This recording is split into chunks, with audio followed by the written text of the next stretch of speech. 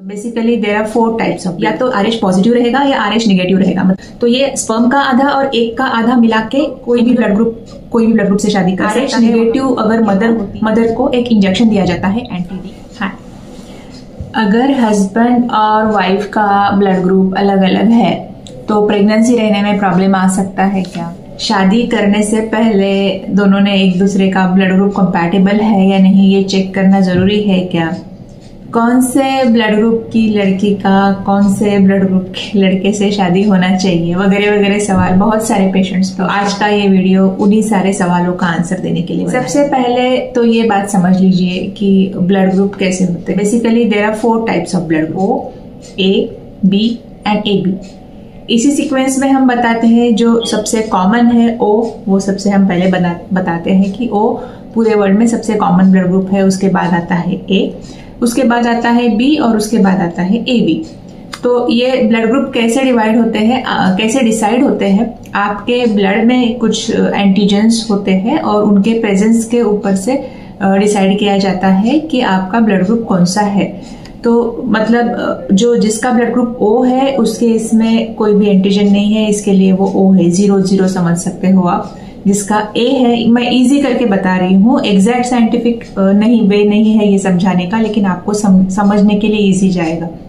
जो A वाला है उसके अंदर एक A रहेगा और दूसरा 0 रहेगा, या फिर दोनों भी A रह सकते हैं। जो B वाला है उसमें या तो B 0 रहेगा या B रहेगा, और जो AB है उसमें AB है और B है।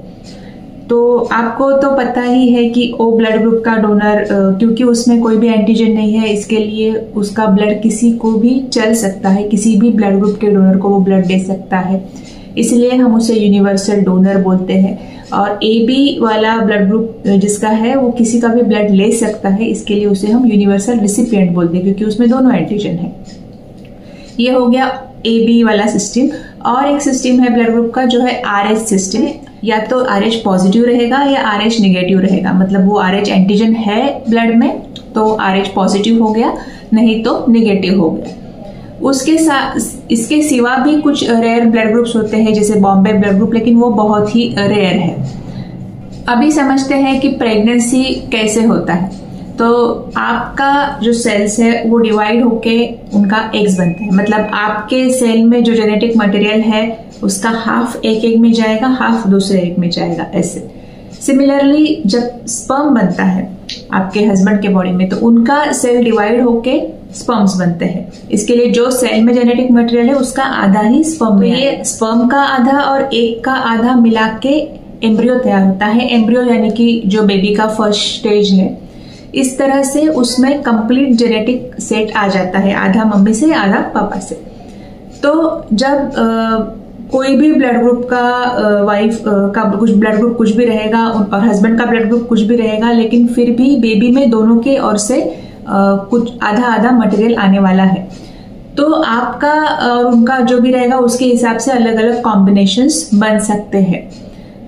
बहुत सारे लोगों को ऐसे लगता है कि अगर ब्लड ग्रुप अलग रहेगा हस्बैंड का और वाइफ का, बहुत ही अलग रहेगा, तो बेबी जो बनेगा वो मदर की बॉडी को लगेगा कि बहुत ही फॉरेन ऑब्जेक्ट है और इसके लिए मदर की बॉडी उसको रिजेक्ट कर देगी।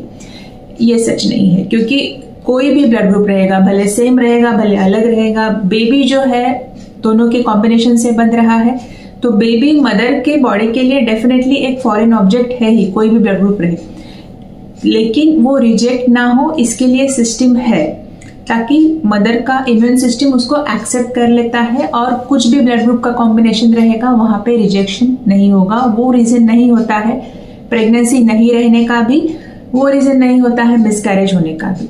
तो कोई भी ब्लड ग्रुप से शादी कर सकता है, वहां पे आपको कंपैटिबिलिटी चेक करने का जरूरत नहीं है, वो रीजन नहीं है इनफर्टिलिटी का। अभी बात करते हैं RH के बारे में।